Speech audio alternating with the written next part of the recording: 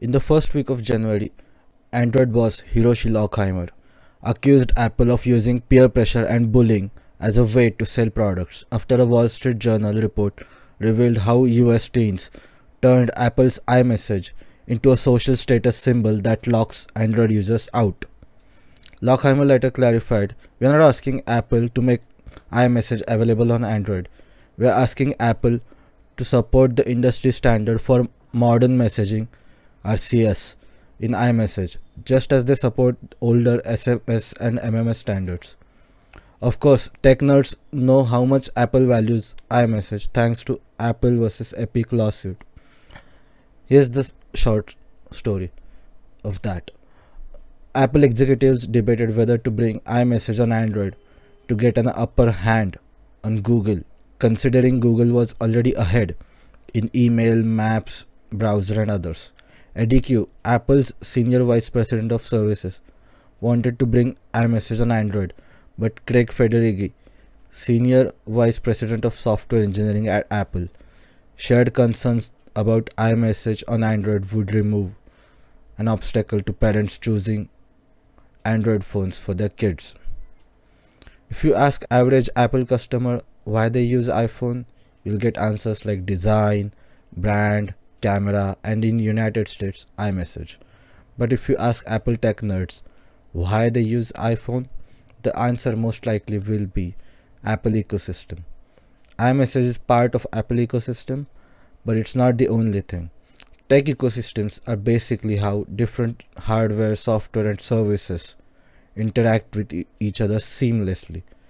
And Apple has the most sophisticated tech ecosystem right now, the Apple ecosystem.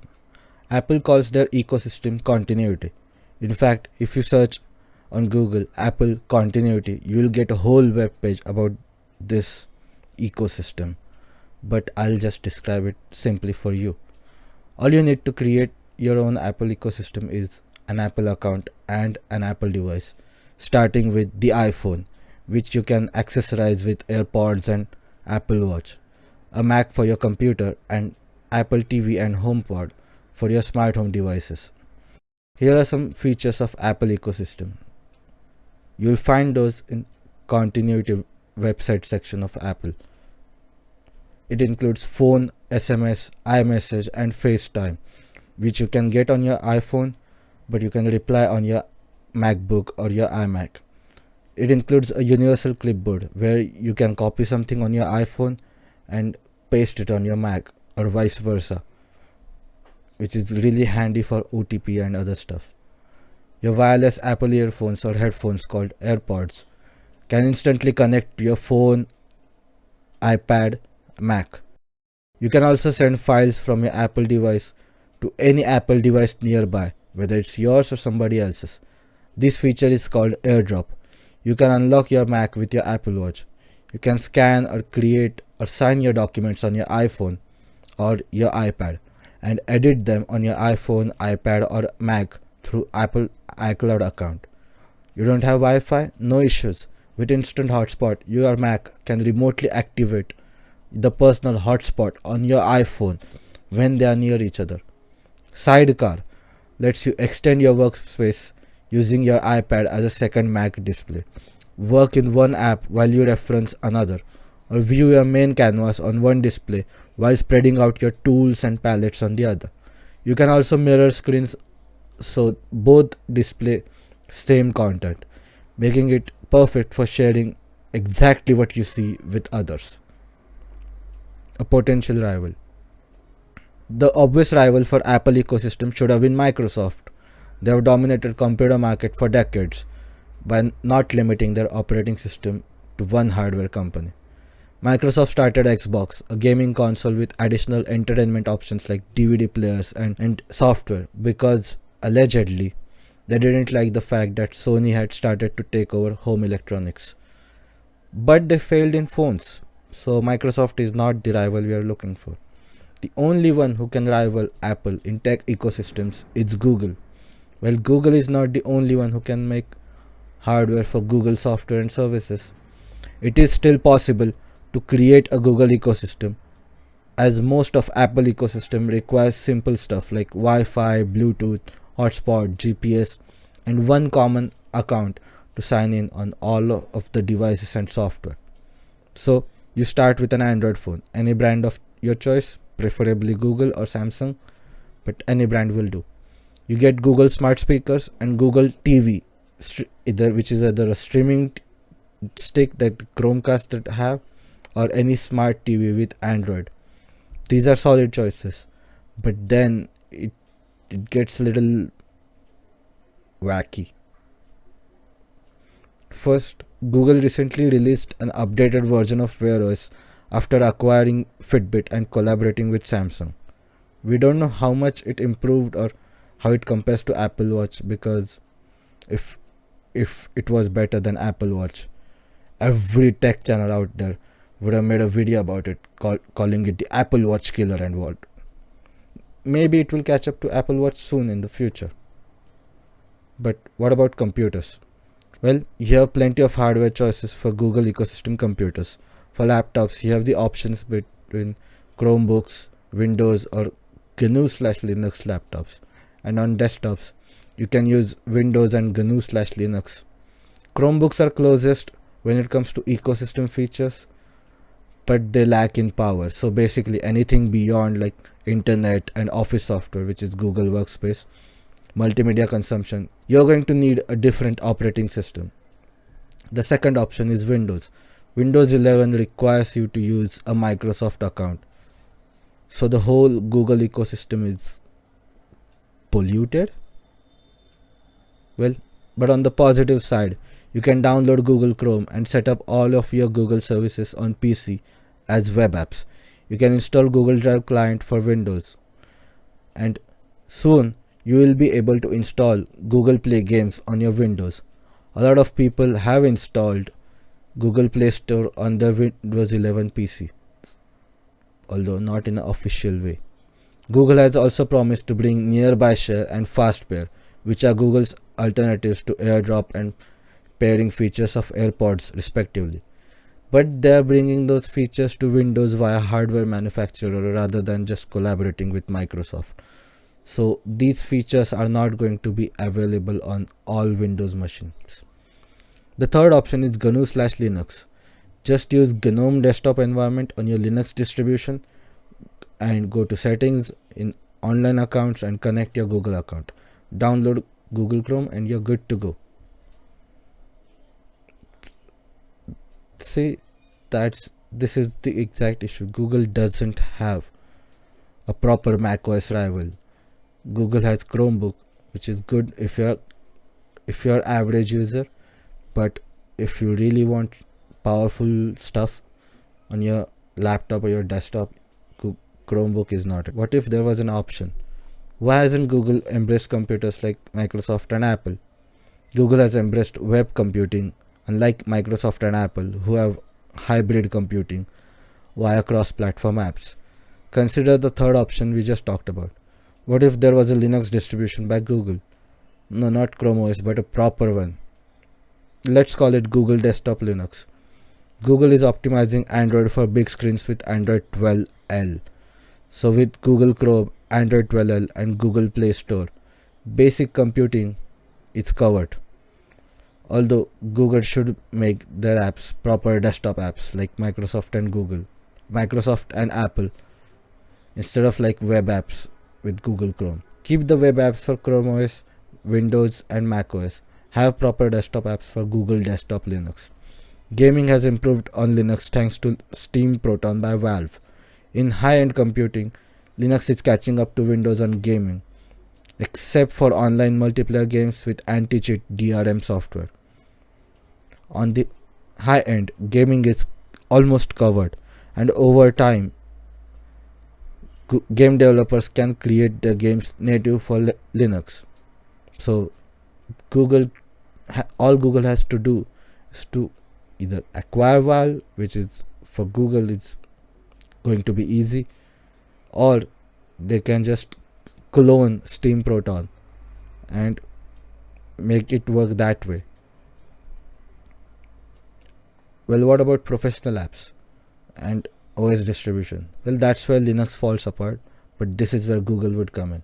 Google could make their desktop Linux available to anyone, both through PC and laptop companies, and allowing people to install Google Desktop Linux on their custom built PCs, just like Microsoft does with Windows. Google could use Apple ecosystem features to gain advantage over Windows. So why hasn't Google done it? Well, maybe Google decided not to compete against Windows, which has been dominant in PC space for decades. That could be it. But they have succeeded against Microsoft dominance before: search, email, browser, etc. Maybe Microsoft has special contracts with hardware companies for Windows, and this was the only workaround that Google was able to find.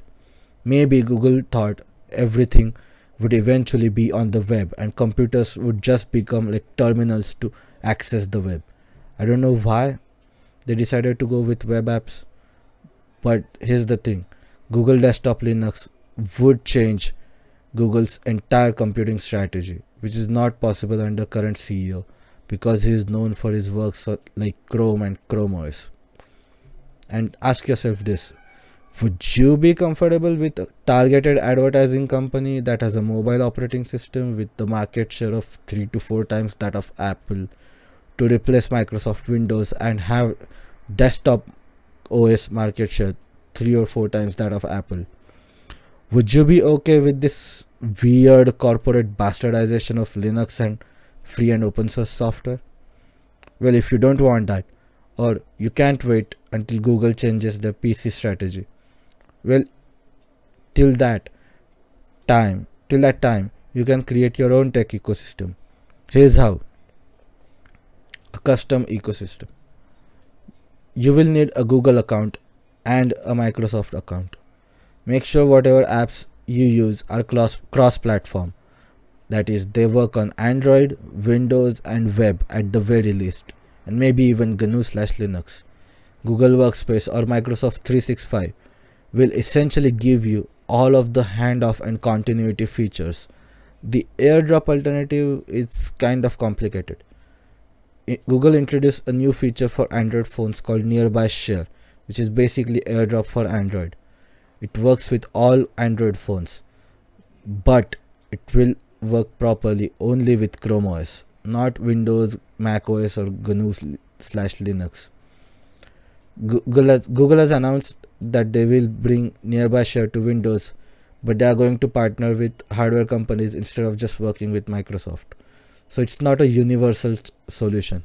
It's almost a universal solution, but not really. Now, 2 apps you need to install. First is Microsoft SwiftKey on your smartphone. Microsoft SwiftKey allows you to share your clipboard with your Windows machine.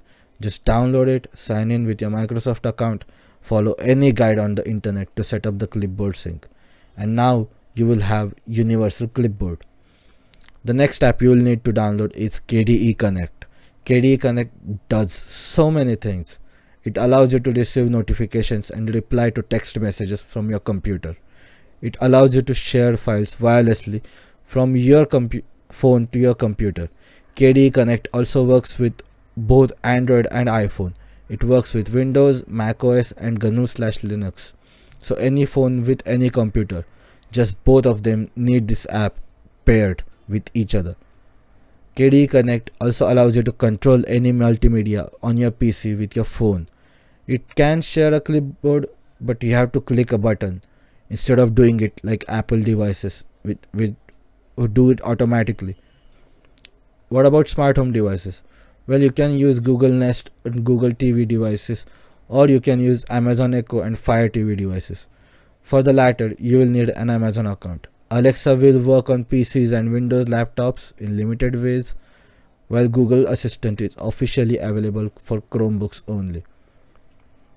But whether you are an Apple ecosystem user or a Google ecosystem user, I must warn you about ecosystems. Warning about ecosystems. Tech ecosystem introduce exactly the same problem as putting all of your eggs in one basket. It introduces a single point of failure. This will create problems in two ways. server side and account side. Let me tell you about the server side problem. In December 2020, Google had a complete outage worldwide. So people who were using Google Workspace, Gmail, Google Calendar, Google Meet, Google Docs, Google Sheets, Google Slides couldn't work anymore. Students couldn't attend classes as Google Meet, Google Docs and Google Classroom was not this these apps were not working. But the people who were most affected were the people who were completely into Google ecosystem. It was simultaneously funny and horrifying because of all the users tweeting their issues because of the outage. They couldn't be productive because Google Workspace was not working. They couldn't entertain themselves because YouTube and YouTube Music was not working. Their Google Home and Nest smart speakers and Nest thermostats were not working. But worst of all, they couldn't play games because Google Stadia was because Google Stadia was not working. Yes, that's how I discovered Stadia fans exist. They should thank their God, in this case Google, that Google Plus was shut down so that they were at least able to use Twitter and Instagram and other social media platforms. Otherwise, Google ecosystem users would be sent back to dark ages during the outage. Now, another problem is account side. Every now and then, a story pops up on Twitter, in news, or in Hacker News feed of Y Combinator that people have their Google accounts and Apple accounts just gone, deleted for violating terms of service. But the thing is, they don't know what policy they violated or how they can restore their account. If story blows up a little, they might get their account back, but otherwise all their hardware stops working before they create a new account. They have to resubscribe to all the subscription services. All of the digital purchases are gone, all the documents are gone, all the backups are gone, all the photos are gone. Everything is gone. So that's the issue with ecosystems, whether it's Google ecosystem or Apple ecosystem. The single point of failure, because of either it happens because of an outage, it can happen because of an account issue, but I'm just warning you, that's up to you. So Apple ecosystem is not special because of what it does, but because it does all the things it does automatically with just an Apple account.